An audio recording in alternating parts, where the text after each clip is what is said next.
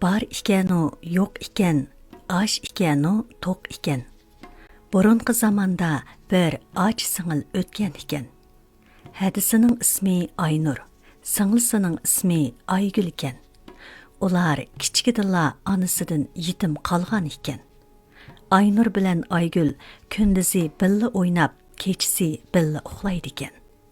Ammo bu ikki qiz o'lib ketgan onasini seg'inib, kunda yig'laydi ekan. O'zining kichikligidanmi yoki onasini to'la seg'inib ketganligidanmi Aygul bir kuni otasiga: "Ata, uyda onam bo'lgan bo'lsa, qanday yaxshi bo'ladi-ha?" debdi. Kichik qizning yumron tili otaning yuragini ezib, ko'zidan yosh to'kibdi. U neri o'ylab, beri o'ylab, oxir o'z onasidek bo'lmasa, kindig onasidek bo'la, qizlarimga ko'z qirini sala degan o'yga kelib, uzoq o'tmayla bir tul xotinga uylanibdi. Bu xotin sad ham qangruq bir o'g'lini boshlab bu uyga kelibdi. Bular uyning xo'jasi. Aynur bilan Aygul uyning quli bo'lib qapti. U xotin o'g'li ko'zi chaqsimi gap qilmay, Aynur bilan Aygul jim o'ltirsimi nashtarini tiqib, zaharni chechib yuradigan bo'pti. Bichora qizlar bara-bara jimg'ur bo'lib ketibdi. Qangruq o'g'il uydan qochib bekarlab talog'i chiqib, taladan ko'cha bekarlab uyga kirib yuradi ekan. Aynur bo'lsa uyni chinidek tutib, suv akirib, o'tin yerib, osh etib, qochqumi yuyib, birdammi bekar turmaydi ekan. Ammo o'gay ona zotila rozi bo'lmay, Aynurni atgandan kash bo'g'ichi qarg'aydi ekan. Aynur tayoq yesimi, til ahonat ishitsimi, dardini ichiga yutib, otasiga aytmaydi ekan. Itning qarg'ishiga pit o'lmabdi degandek kunlar, oylar, yillar o'tib, Aynur to'lun aydek chiroyli qiz bo'lib yetilibdi. O'gay onaning qangruq o'g'li bo'lsa, cho'ng bo'lgan siri satlashib ketibdi. O'gay ona chechan qizning o'z qo'lidan chiqib ketishidan ansirab, uni agashtirib kelgan qangruq o'g'liga bir amallarni qilib, elib bermoqchi bo'pti. O'gay ona Aynurning otasini qistab, o'z o'g'lini maqtab, to'y qilib, ikkisini qo'shib qo'yishga ma'qul keltiribdi. Ko'p o'tmayla to'y tayyorlig'i hozirlanib bo'pti. Bara-bara uy ichida kelim-ketim, gap so'z ko'payishga boshlabdi. Buningdan bir nimalarni sezgan Aynur bir kuni singlisi Aygulni yeniga tortib, "Bu uyda nima ishlar bo'lib ketyapti?" deb so'rabdi. "Otam bilan onam seni taloq qilmoqchi", debdi singlisi. "Rasma, kimga bermoqchi?" "Akamga, buni men uqib qoldim", debdi Aygul. Shu hamon Aynurning butun badani tikallashgandek bo'lib, qop-qora ko'zlaridan taramlab yosh to'kilibdi. U unimi bunimi o'ylab, oson qutulishning amalini topolmay, oxir qechib ketish qaroriga kelibdi. Aygul to'y bo'layotgan kechasi singlisi Aynurni quchqig'iga elib turib, "Singlim, men ketaman", debdi-da, ondan panjirdan sakrab tushib qechibdi. Lekin Aynurni kiyindirib, yo'tkab ketishni kutib turgan yangilar uning orqasidan qo'g'labdi. Ularning orqasidan qangruq akisi, to'y egilari yugurishibdi. Aynur bo'lsa, bu sahradan u sahraga, bu etizdan u etizga, u tog'dan bu tog'ga qarab qechibdi. U egiz hanglardan, cho'nqur g'arlardan qo'rqmay o'tib, o'ziga aplik joy izlabdi. Ammo hammali joy uningga to'p-to'zdek, apsizdek, qo'g'lavatganlar tutib elib, yana ashu uyga aktidigandek bilinib ketibdi. Aynur atrofga ko'z tashlabdi. Tog' tashlarga o'zini tashlab yig'labdi. Bara-bara odamlarning tevishi, otlarning tuyoq ovozi anglanishga boshlabdi. Tağu taş ichida yolg'iz ketayotgan Aynur bir cho'ng tashning yeniga kelib to'silib qapti-da, tashga qarab, "Yelindim, hay yo'g'on tash, rahim ayla, holimga baq", debdi va yana, yeril tishim, qutulib qolg'ay aziz beshim", deb yolvoribdi. Şu çağda tağның içini qarang'uliq besib, hava güldirlapdi. Aynur intayın qo'rqib ketibdi. Yana qaraslagan ovoz chiqib, cho'ng tosh yerilibdi. Qizning xushalliqi ichiga sig'may qapti. U g'ulashlarini kerib, tashning ichiga kirib, "Hey yo'g'an tash, xushalliqdan ko'zimda yosh. Yepil teshim, qutulib qoldi aziz beshim," debdi. Tash yana qaraslab yepilibdi. Biroq qiz ushoq o'rilgan sumbul chechini tortib olishga ulgurolmay, chechining uchi tash orasiga qisilib qapti. Aynurning izidan mengib otisi yetib keldi. U atrofga ko'z tashlab, qilgan ishiga pushaymon qilib yig'labdi. Lekin Aynur ko'rinmabdi. U tashni bir aylanib chiqibdi. Aynur yana ko'rinmabdi. U tashning to'pisiga chiqib qaragan ekan, qizning bir tutam chechining qisilib qolganligiga ko'zi tushibdi. Ammo u tashning ichiga kirishning chorasini topolmay, bar ovozi bilan Yeril teshim, men qizimni ko'rib olay, didoriga to'yib olay, deb yolviribdi. Shu chaqda tash ichidan "Yerilma teshim, yerilma, men otamni ko'mayman, didoriga baxmayman. Avval edi o'z otam, endi bo'ldi qiyin otam," degan ovoz kelibdi. Otasi yig'lab, qo'sig'i ochganda qaytib ketibdi. Andin o'gay ona kelibdi. Umu "Yeril teshim, men qizimni ko'rib olay, didoriga to'yib olay," deb yolviribdi. Ammo tash ichidan "Yerilma teshim, yerilma, men onamni ko'mayman, didoriga baxmayman. Avval edi o'gay onam, endi bo'ldi qiyin onam," degan ovoz kelibdi-da, tash ichilmabdi. Kaynidan heliqi sat aksi kelibdi. U xirqirab turib, Yeril teshim, men singlimni ko'rib olay, didoriga to'yib olay, debdi. Tash ichidan yana "Yerilma teshim, yerilma, men akamni ko'mayman, didoriga baxmayman," degan ovoz kelibdi. Umu qaytibdi. Eng oxirida Aygul kelibdi. U tashqa bag'rini yiqib turib, "Yeril teshim, men hadamni ko'rib olay, didoriga qiynib olay," debdi. Tash ichidan bir mo'ngluq sado chiqibdi. "Yeril teshim, men singlimni ko'rib olay, didoriga to'yib olay, murodimga yetib olay." Tash charaslab yerilibdi. Aygul hadisining quchqiga o'zini etibdi. Ular yig'labdi, qaqshapdi. Bir-birini bag'riga besibdi. Tong etib kun chiqqanda och singil ikkisi tog'dan eshib yayloqqa qarab mengibdi. Ular uzoq yo'l yuribdi. Kun qattiq isib ketgachga Aygul yo'l ustida bek usab ketibdi. "Hada, men bek usab ketdim," debdi u. "Bardoshlik ber singlim," deb Aynur Aygulni ko'ndiribdi. Ular mengib bir yerlarga kelganda suv ko'rinibdi. Ular ko'ringan suv bo'yiga yetib beribdi. U bir ko'lchakkan. Aygul suv ishkili engishibdi. "Ishma singlim," debdi Aynur. "Bu ko'lchak bo'ri suratlik turadi. Usab ketdim, chidayolmayvatsam," debdi Aygul. "Ishsang bo'ri bo'lib qolasan," debdi Aynur. Ular yana mengibdi. Oldiga yana bir ko'lchak uchrabdi. Aygul yugurib berib, suni changiliga to'ldirib elib, ishmakchi bo'pti. "Ishmagin, iyiq bo'lib qolasan," deb vaqirabdi Aynur. "Sen meni aldavatsan." Aygul ussuzlikqa chidamay öksüp yig'labdi. "Oppoq singlim, rost deyapman," debdi Aynur. Ular yana mengibdi. Bir yerlarga kelib, bir tup sedining tuvida harduq ilishga o'ltiribdi. Harduq yetib ketgan Aygul Aynurning tizig'i beshini qo'yibdi-da, pushuldab uxlab ketibdi. Sediga qo'nib sayrishayotgan qushlarning ovozini anglab o'ltirib, Aynurmi uxlab qapti. U uxlab yetib tush ko'ribdi. Tushida bir oq kaptar bolalarini uchirib, parvoz qilib yuribdikan, nadindir bir qurg'uy paydo bo'lib, kaptar bolalariga qarab etilibdi. Ana kaptar balalarını qutquzish uchun qurg'oyga qarshi uchib, uni bir tepibdi. Ammo kuchi yetmabdi. Qurg'oy ana kaptarni bir tepib meyib qilib qo'yibdi. Kaptar mollaq etib yerga tushibdi.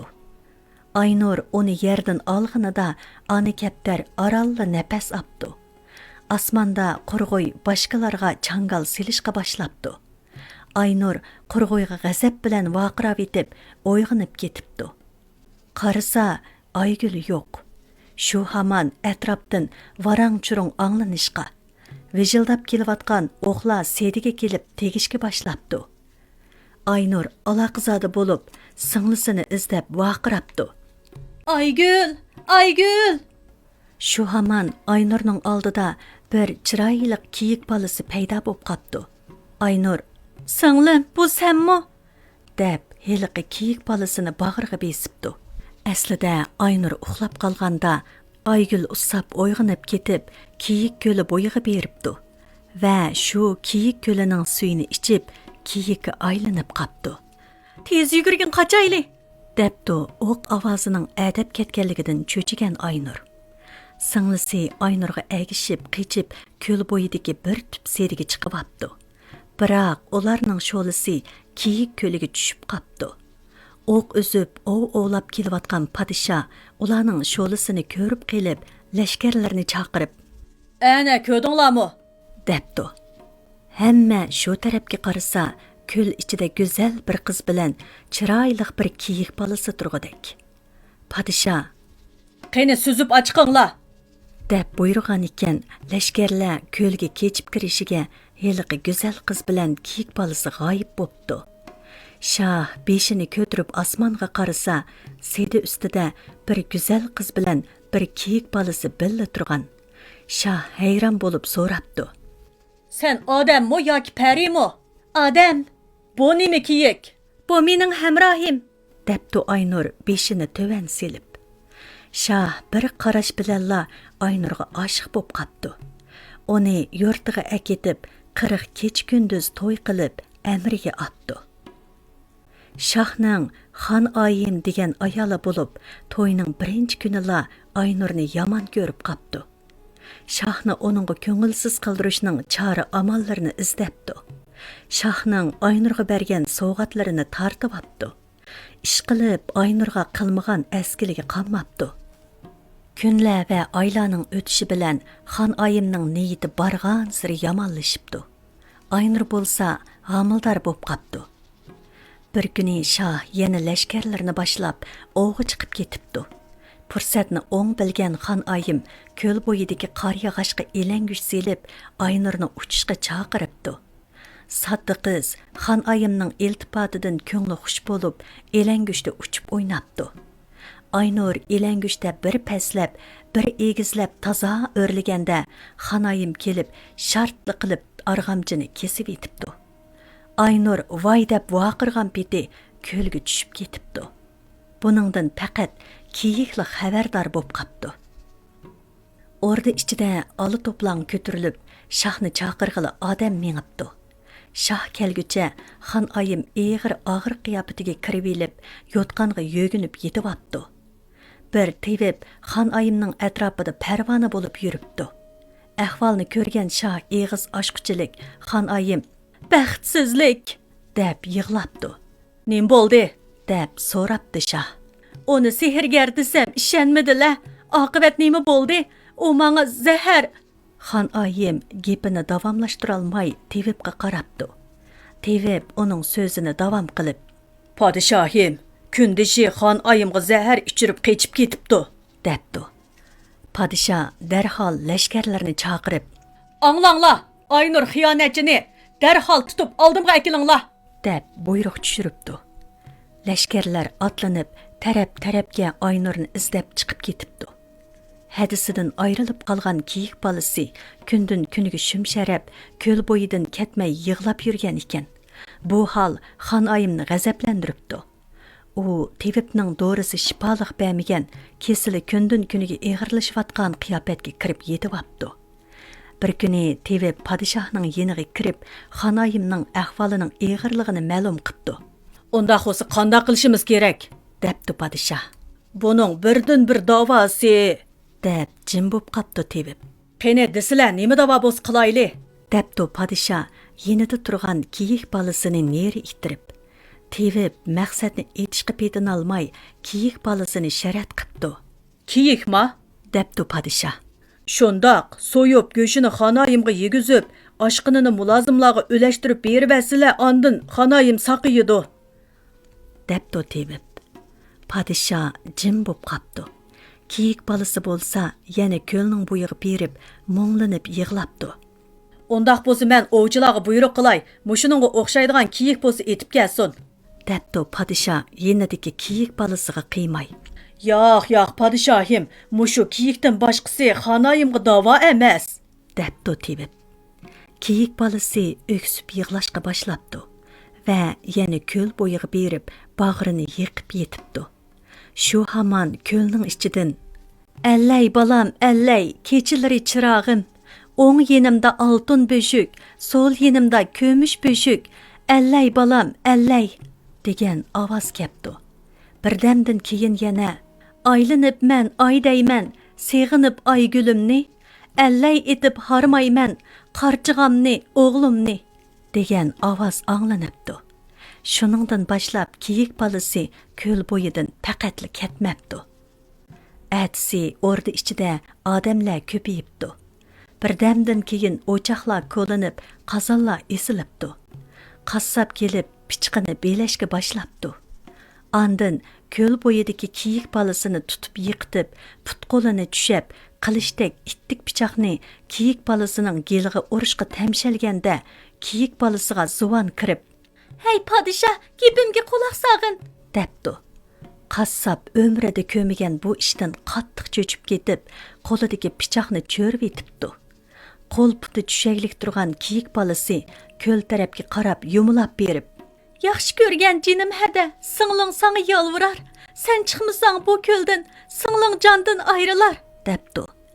Hammaylan jimjit bo'lib tingshigan ekan, ko'l ichidan "Yurak bag'rim ezildi, g'am chekishdan oppog'im. Chiqay desam holim yo'q, uchay desam qanotim" degan ovoz chiqibdi. Kiyik balasi ko'lga yana yaqin kelib mundaq debdi: "Tosh qozonlar esildi, qassob oshpaz yig'ildi, chopson chiqqan jon hada, pichoq golga qadaldi." Shu chaqda ko'ldan yana mundaq ovoz kelibdi: "Zilchi gelam ostimda, qo'sh beshiklar yenimda, qandoq chiqay jon ukam, Hasan Husan yenimda." Buni anglagan padişah o'rnida turolmay qapti. Ko'pchilik ko'ldan chiqqan ovoz Aynurning ovoziga o'xshaydi ekan. Bu Aynurkan deb o'ylab, hammasi qapoq, sovg'a, tangni ochqib, olash-jo'lash ko'lning suyini to'shib etgan ekan. Ichida ikki yeniga oltin bilan ko'mish beshikni qo'yib, oltin kukoliliq Hasan Husanni bir jup beshikda tavritib o'ltirgan Aynur ko'rinibdi. Aynur ko'ldan chiqibla kiyikni bag'riga besib bir dori ichirgan ekan, kiyik tik turib bir silkinibla terisini tashlab bir go'zal qiz siyoqiga kiribdi. Bu ahvolni ko'rgan Xonayim bilan tebib nagidir qechibdi.